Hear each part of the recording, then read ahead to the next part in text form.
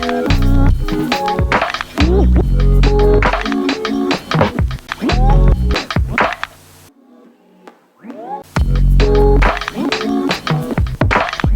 welcome back to Smart Martial Arts, the YouTube channel where we go over everything martial arts. In this video, I'm going to be talking about a question that I was asked by one of my friends over this past weekend.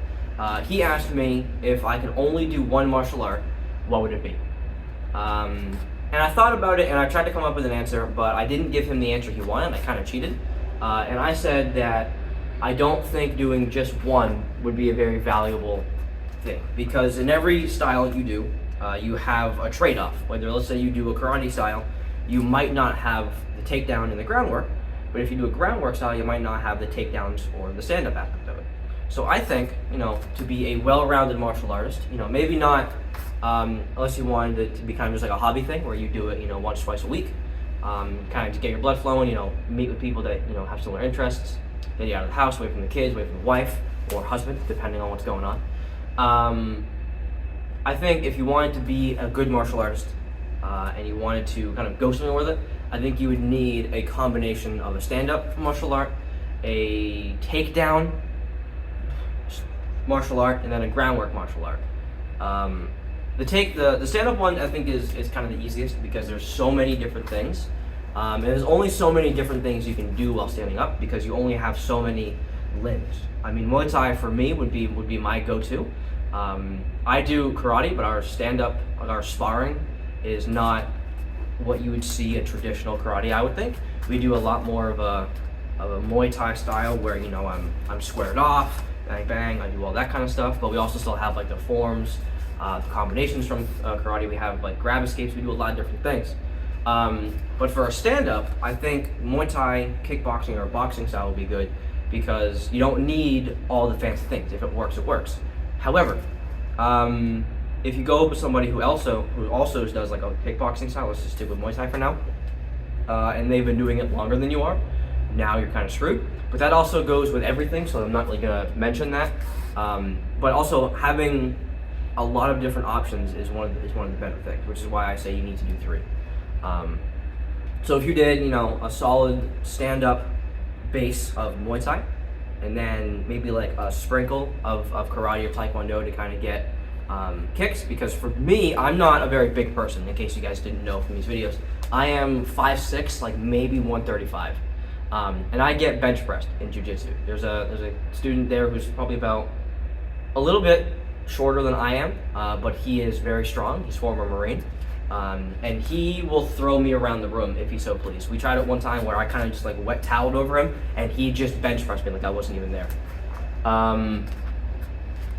So having, all the things to your advantage, for me, my advantage is kicks, and then also because I'm relatively young, and for the most part, I spar people who are of older age than I am. So I kind of have that, so I have the speed, and then I have my kicks. If anyone's taller than I am, that's kind of where I'm at now, sparring people who are taller than I am and faster than I am. So I don't have a lot of experience with that. But kicking versus someone who is untrained or like on the streets is a very, very good thing to have. I mean, when I spar with my friends who don't really do a lot, and I can use my kicks, I do very well. When I don't use my kicks, it's more balanced. So kicks are a very good thing because now it's a lot more powerful and it's not really as hard because, this is not hard to do and that's going to do a lot of power. Now with the groundwork, I only really have a lot of experience in Brazilian Jiu-Jitsu, so that would be my thing. I have like an hour of experience in wrestling, but I was a little too, I guess, stuck in my ways because I think we were doing like a double leg takedown or a blast double, I think is what they call that. But I was, been doing jiu-jitsu for probably 3 or 4 years by then. So when I was taken down, the entire time I just kept getting in a headlock. So I was refusing to get out of my ways, and I kept doing jiu-jitsu. So I am very biased. I do not have a lot of experience doing other groundwork martial arts. Wrestling is from what I've seen, it's very brutal and just kind of go type of martial art, while jiu-jitsu is kind of a more slow, the more you do it, the more you learn, obviously, and then the more you are just a complete nightmare to someone who doesn't know what they're doing. And then in the middle, to get from standing up to the ground, assuming of course you want to be the one in charge, because that would make sense to me. The one that I know really is judo. I don't have a lot of experience in doing it. Only judo that I have was like an hour and a half at Hard Ready 7 with, I think it was Kenton Gibbons, who came in and did some takedowns and some jiu-jitsu stuff as well.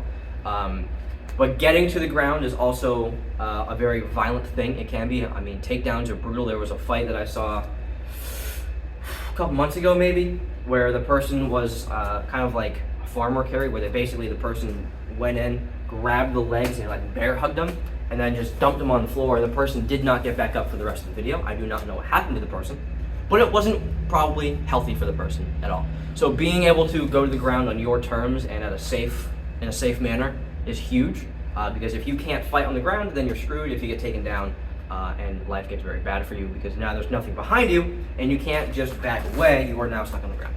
And I believe that's all I have for this video. I didn't want to get too into detail with it. I kind of just wanted to get some rough understanding and kind of explain why I think personally you should do more than one martial art, because I think it's super beneficial.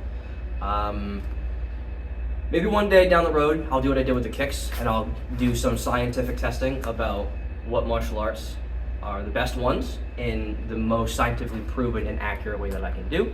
And before I go, I'm just going to give a shout out or a recommendation that if you are into martial arts at all, I would recommend you go watch the Ultimate Self-Defense Championship from Martial Arts Journey, where there was 6 martial artists. I believe Ramsey Dewey, Icy Mike from Hard to Hurt, Sensei Seth, Jeff Chan, Ramsey Dewey, and Matt Clinton all were put in a week-long test, and it's a really cool idea. And I know that I believe Rokas is one of the other people. He wants to do a season 2, and I believe it's reached the goal, but I haven't checked yet. So I would highly recommend you go watch that. You're gonna learn a lot, and you're gonna see a lot. A lot of it is it's a lot of realism, as much as it can be, I guess. But I would highly recommend that if you are into martial arts at all and you haven't seen that, I would recommend you go watch that, because it's very entertaining and it's also a very cool thing to see. And hopefully the season 2 will be out soon enough, and we can watch that. And maybe I'll react to some of season 1. But until then, I would highly recommend you go check that out. I'll leave a link in the description to the playlist if there is one. And if not, I'll leave a link to the YouTube channel where it's on. Other than that, though, that's it. That's all I have for this video. I will see you guys in the next one. Thanks for coming. Have a good one.